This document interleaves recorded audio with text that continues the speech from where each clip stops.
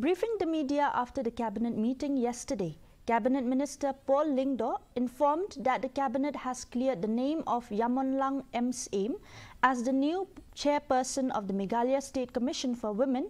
Syiem was the Chairperson of the Meghalaya State Commission for Protection of Child Rights. The Minister further informed that the delay in the appointment was due to the Model Code of Conduct during Parliamentary Election 2024 and after approval for increasing the age limit from 65 to 70 years.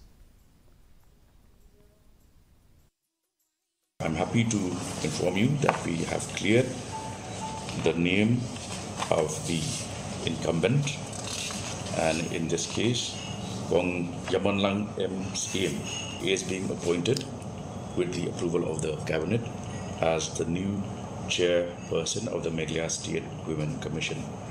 The details of the concerned incumbent is that she has vast experience in the field of protection of child and women's rights.